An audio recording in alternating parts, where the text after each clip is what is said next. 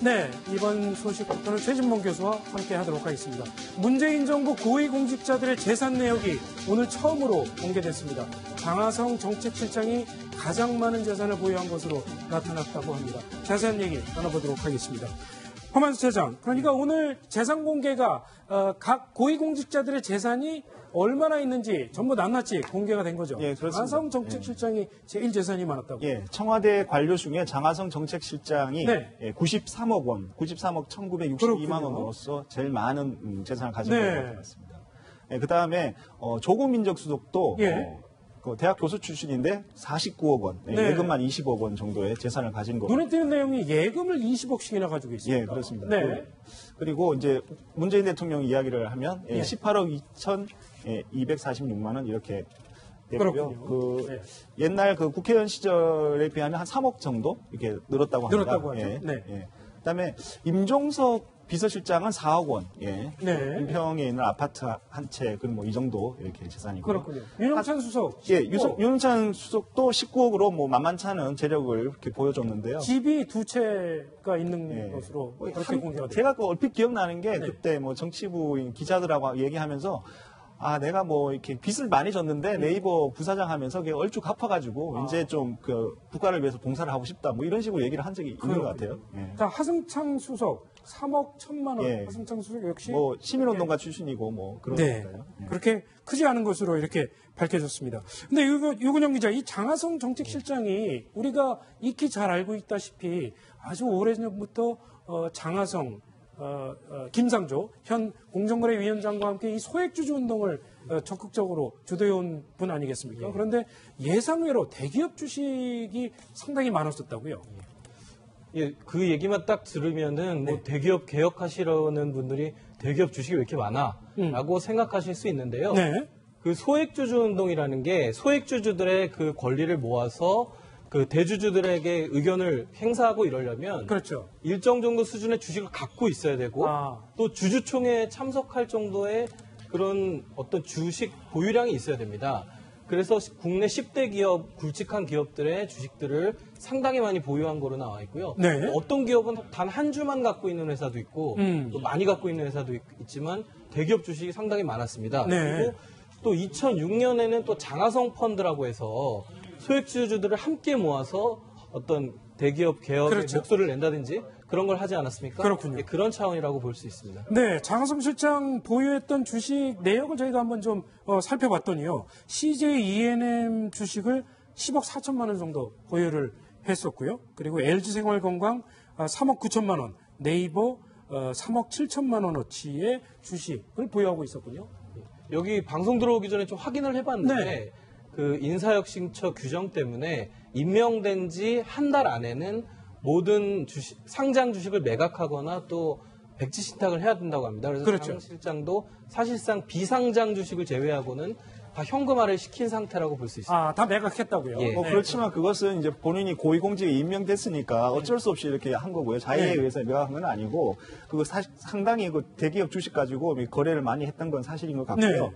장하성 실장 같은 경우에는 그 평소에 이제 대기업 때문에 한국 사회가 불평등해졌다. 그래서 뭐 청년이 분노해야 된다. 뭐 이렇게 얘기를 했었는데 본인은 뭐 대기업 주식 가지고 저렇게 재산을 불렸는 거 아니냐. 뭐 이런 좀 논란이 좀 나올 것 같습니다. 예. 그렇군요. 최 교수님, 예. 이 조국 수석의 재산 내역을 살펴보니까 한 49억 정도의 재산인데 그중에 20억을 예금으로 가지고 있다고 그래서 저는 좀 놀랐습니다.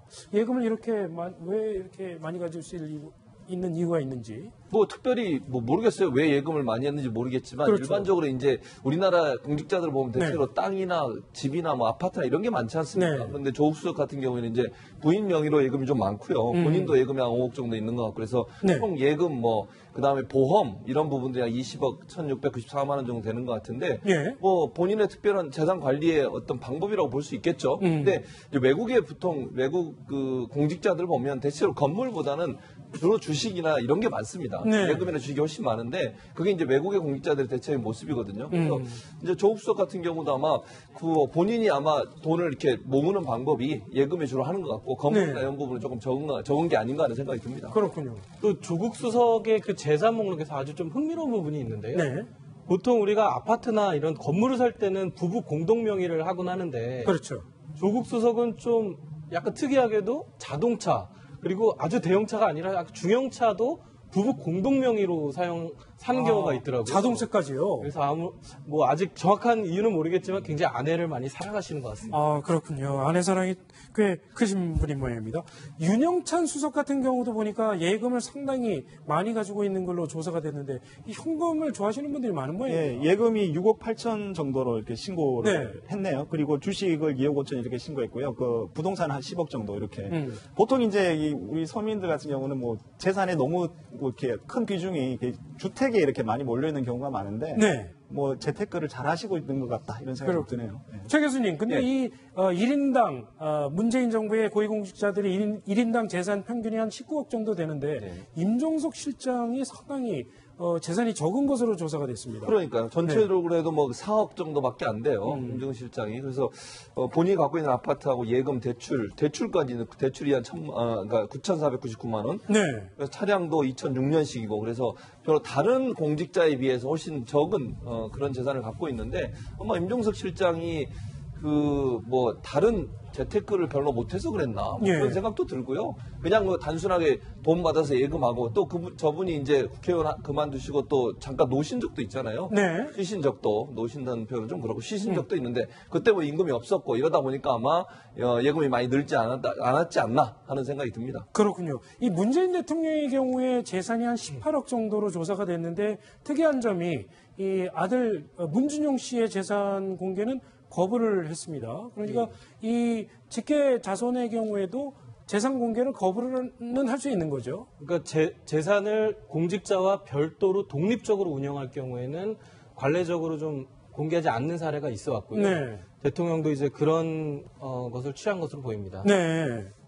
그렇군요. 허만수 차장. 문준영 씨 같은 경우에는 제가 좀 할 말이 있어요. 왜냐하면 그 대선 직전에 제가 취재를 했는데 문준영 씨가 그 아파트 한 채를 가지고 있어요. 자기 이름으로.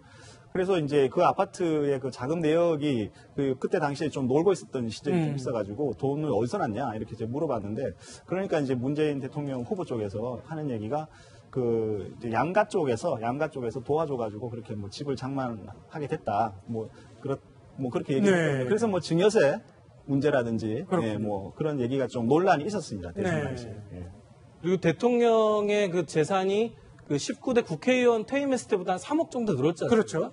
이제 거기에 대해서 아직 뭐 어떻게 는 거에 대해서 아직 기사들이 많이는 안 나왔는데요. 그 법무법인 부산 지분을 갖고 계셨는데 그래요? 그것을 국회의원 끝나고 이제 매각이 처분하는 과정에서 그 지분 부분이 상당히 돈이 됐고 또 퇴직금이 또 있었다고 합니다. 그리고 그 대선 과정에서 이제 대한민국을 말하다라는 그 저서를 출간했는데 상당히 많이 팔렸어요. 그런 책 인쇄 등 인쇄 수입이 세 가지 정도가 총 합쳐서 한 3억 정도 된다고 청와대가 오늘 밝혔습니다. 그렇군요. 허만수 차장, 또 한 사람, 눈에 띄는 사람이 있었습니다. 윤석열 서울지검장이요.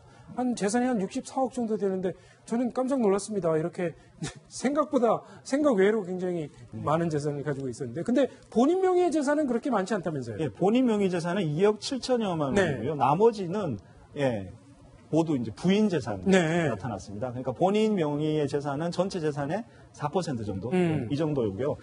근데 좀 한 가지 좀 재밌는 게 뭐냐면, 그 부인 명의의 재산으로 뭐 주상복합 아파트도 있고요, 가락동의 아파트도 있고, 뭐 예금도 많습니다. 그런데 또 4인간 채권이 20억 원이 있어요. 그러니까 4인간 채권이라는 게 조금 우리가 좀 생소한 얘기인데 그렇습니다. 그렇군요. 윤석열 지검장 뭐 법조계에서는 소문입니다. 처갓집이 상당한 자력 재산가고요. 그래서 부인이 아마 처갓집에서 아마 결혼할 때 분재받은 게 아닌가. 물려받은 게 예, 그렇게 지금 보고 있고. 윤석열 지검장이 사실 청문회에서도 그렇고 아주 당당했지 않습니까?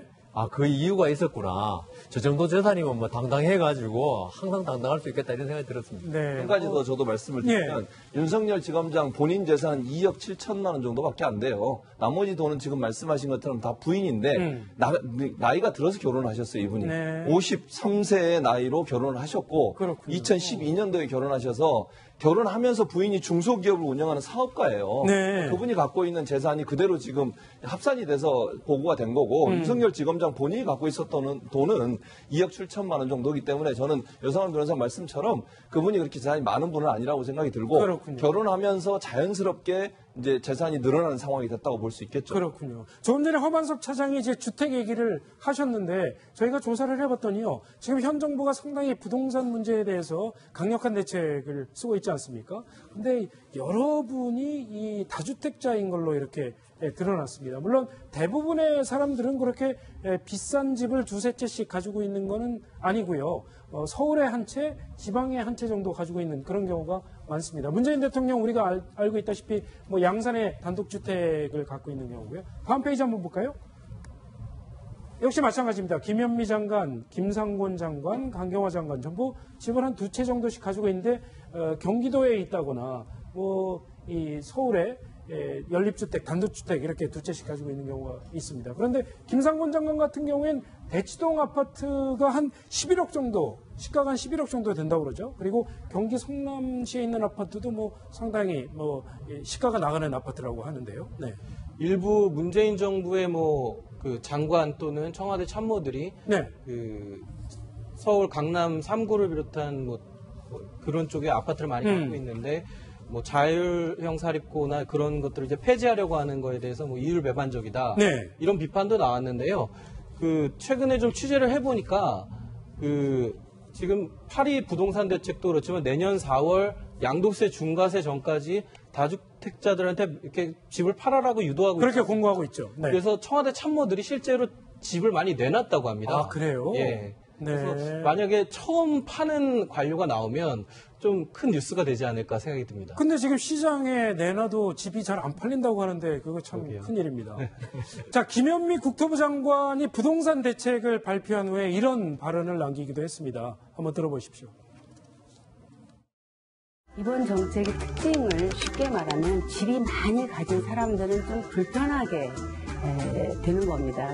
자기가 꼭 필요해서 사는 거 아니라면은 집을 파는 게 좋겠다. 내년 4월까지 우리가 시간을 드렸으니까 파시면 양도소득세 과세를 피할 수 있습니다. 네, 지금 들으신 대로 내년 4월부터는 양도소득세가 중과가 됩니다. 그 전에 빨리 팔아야 될 텐데 현 정부의 고위공직자들 그때까지 팔 수 있을지 앞으로 추이를 좀 보도록 하겠습니다. 자, 오늘 뉴스 탑10 네 번째로 전해드릴 소식은 7입니다.